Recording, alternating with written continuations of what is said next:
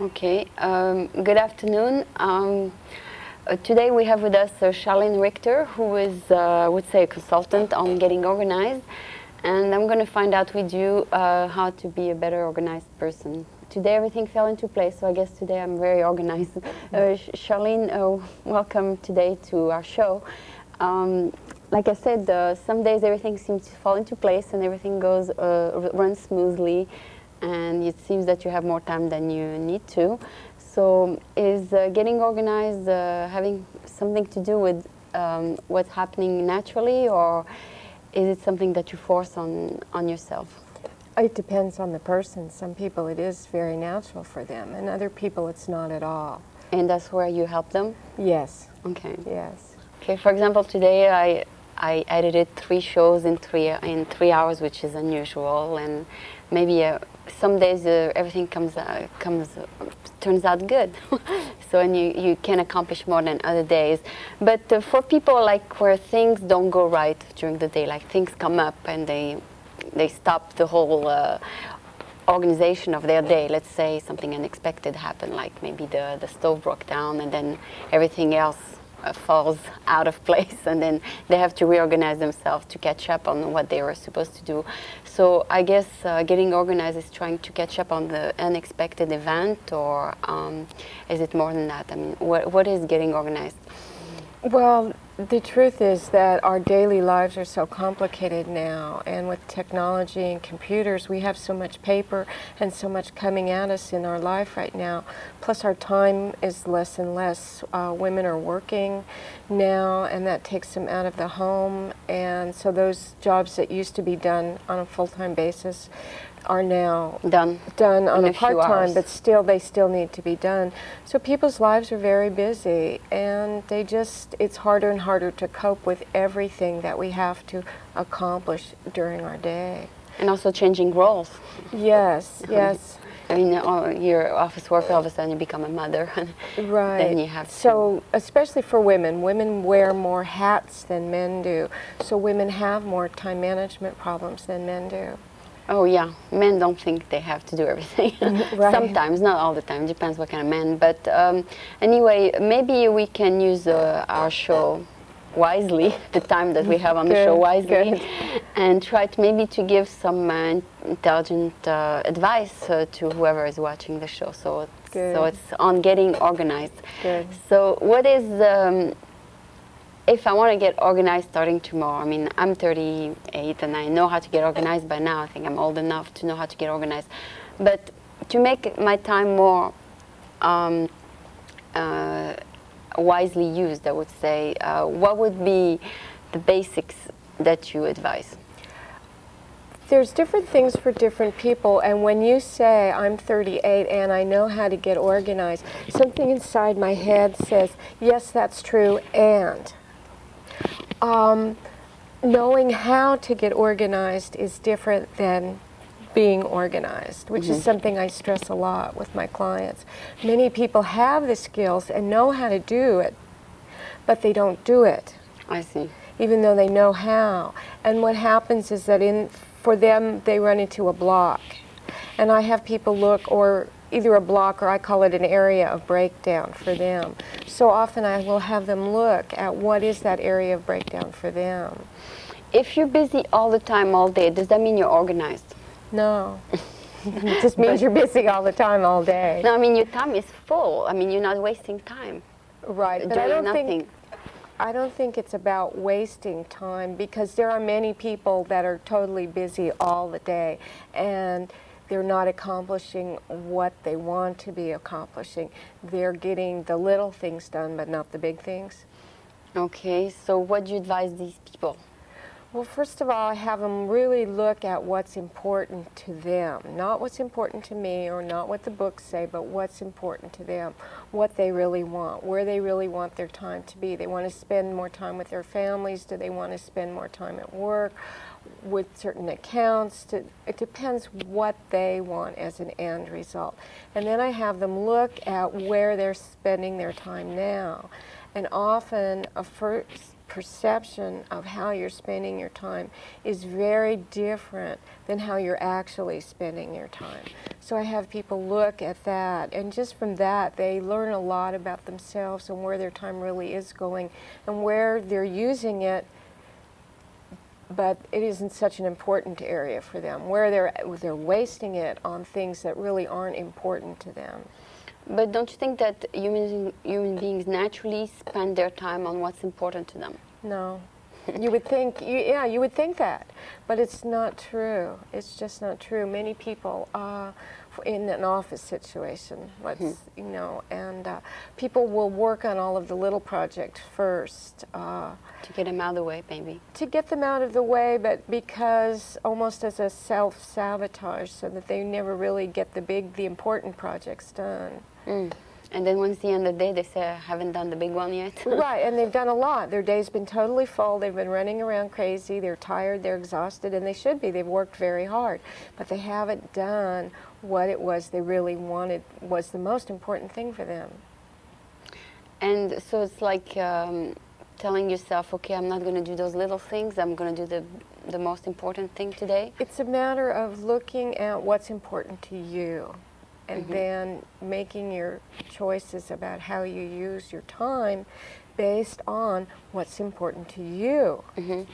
So, for example, what's important to me now is, for example, to move on to maybe a commercial channel. So I should spend a lot of time on that? Yep. And I'm not. I'm spending time on trying to make money.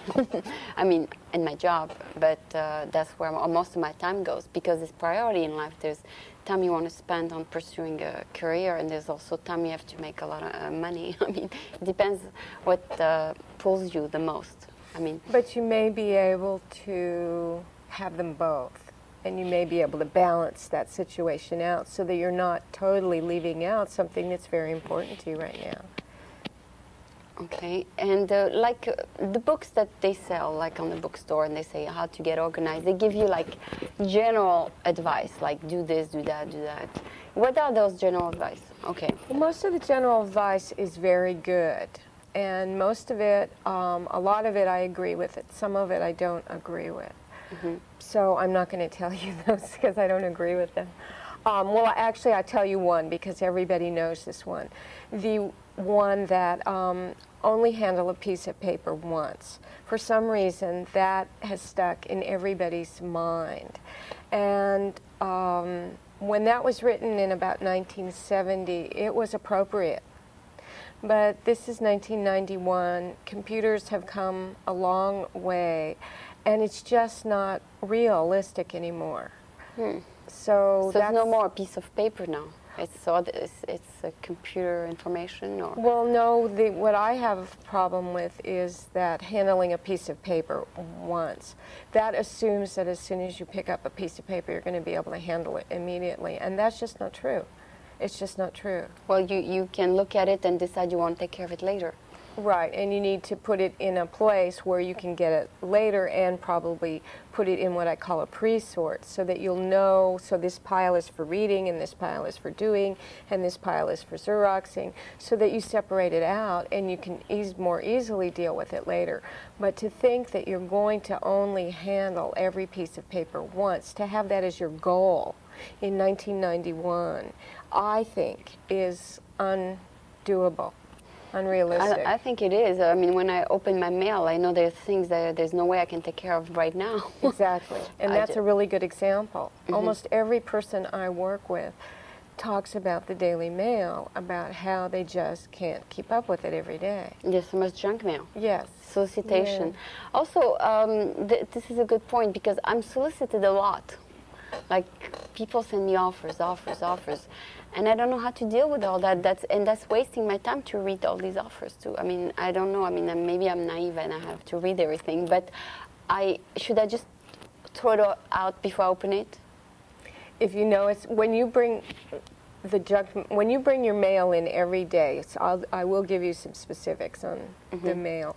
You should have you have a regular time usually that you come in every day, and you probably have a routine of how you go through your house and where you go. You should have a specific place every day where you put the mail. And the first thing you should do before you put it anywhere is to throw out the junk mail. You Don't even throw read it it. out. No, you don't read it, you don't look at it, you don't deal with it. You just throw it out Okay. immediately.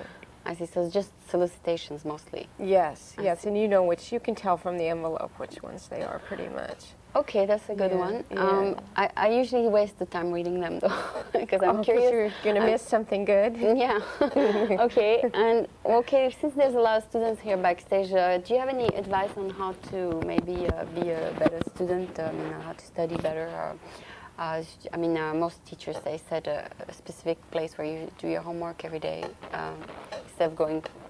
I agree with that. I think that's very good because part of being organized is learning to do routines, get in a habit, make it a new habit for you and make a routine.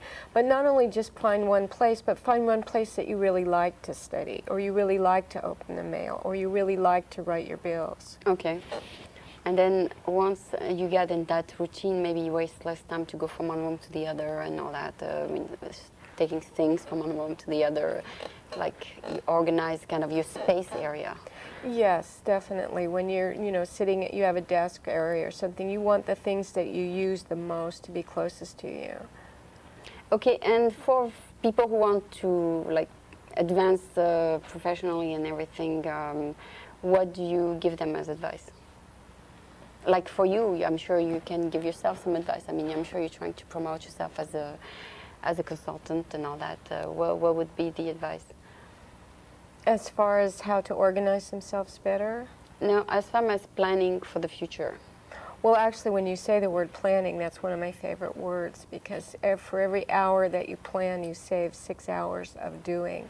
And even though I say that to people when I train and do classes, and it's very good information to have, it's a powerful statistic, most people don't plan.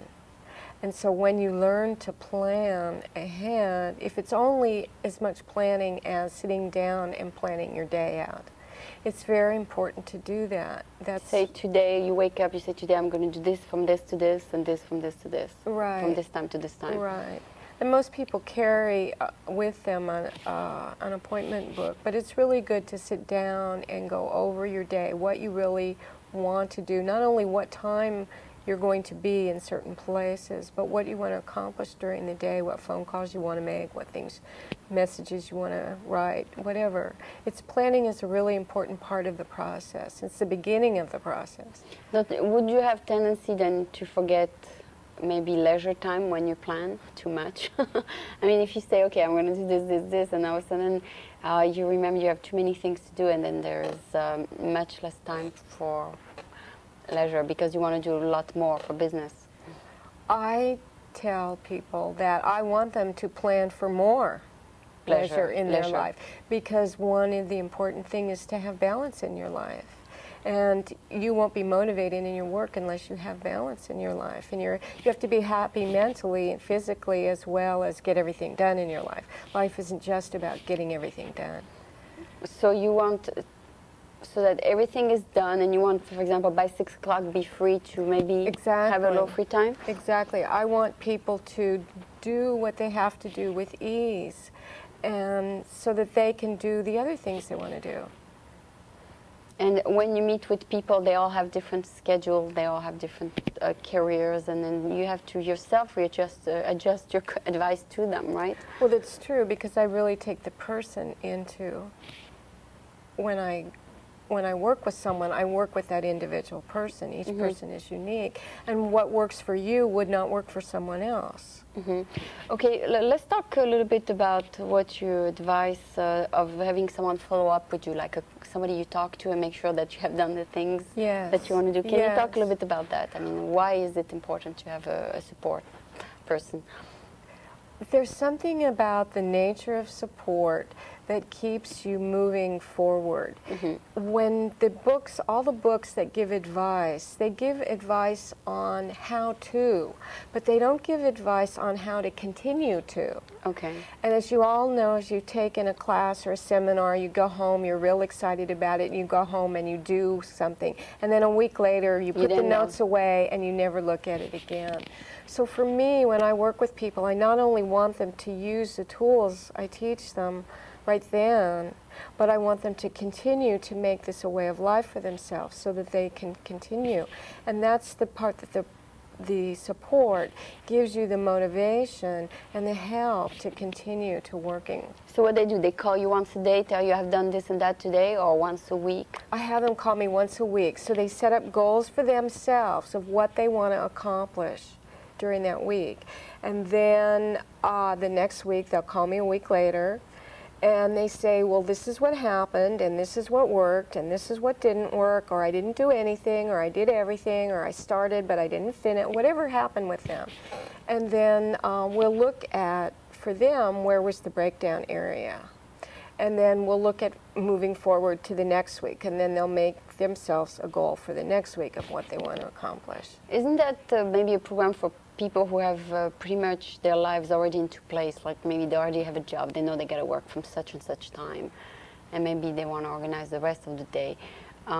What about people who are not totally stable yet? They don't have, they just jump from one thing to the other all the time. I mean, this is much harder because they always have, it's impossible to plan when, it's like telling somebody who makes very little money to save. It's like telling them to the impossible. They say, well, I spend as I get, you know. You do planning with people who can afford to plan, and you do, it's the same thing with time. You do a planning of time for people who can afford to do planning of time. For the people who always are jumping from one thing to the other, there's no way for them to plan their time or their money. Okay, well, I have two things I want to say about that. One is that people who are jumping from one thing to the other are probably the ones that need to plan the most. Okay. And when I say plan, I don't mean that from 8 to 8:15 this, and from 8:15 to 8:30 this, and 8:30. What I want, when I say a plan, that kind of plan would work for someone in an office, but it wouldn't work for someone who's in the creative arts or, you know, has a different kind of a lifestyle. But the kind of planning that would be appropriate for them would be like to set a goal. This week, I want to make an appointment to go to the library. Okay. You know, so that they set up goals for themselves of what's important to them. Mm-hmm. Something they wanted to do for a long time and they didn't do yet. Right, and it doesn't even have to be for a long time, just something that they really want to do and they're just not addressing yet. So basically, the basic advice is just to write down what you want to do and try to do it. Start. That's the starting point. So Yeah. write down what you want to do. Get really clear on what it is you want, what's important to you and what you want to do. Okay, and that consulting thing once a week, does that push the person to do more? It's incredible what it does. I mean, I have a person that is my support person. Yeah. And that keeps me rolling. And when she goes away on vacation, it's like, it doesn't happen. It's magic. I think, oh, she's only going away for 2 or 3 weeks. I'll be fine on my own. But it's not the same as when she's here and I make a commitment every week. I'm going to accomplish this week, and then I know I'm going to call her and I do it. It's very different. The support it's the emotional, it's the mental part that keeps you rolling. So maybe that's why maybe married people progress faster, because they consult each other a lot. Maybe. Maybe the single, they jump from one thing to the other a lot more than married people who are a little bit more organized and structured.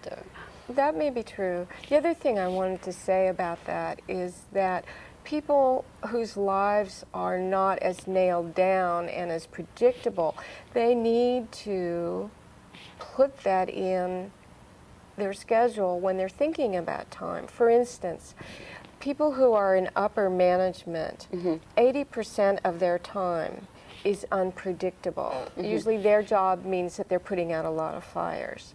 So only 20% of their time can they realistically schedule. So if you have an executive and he schedules 100% of his time, He can't. it won't work. Yeah, because things come up. Because fires, they have to put out fires. So I have upper level management is able to schedule 20% of their time realistically. Now lower level management, it's the other way.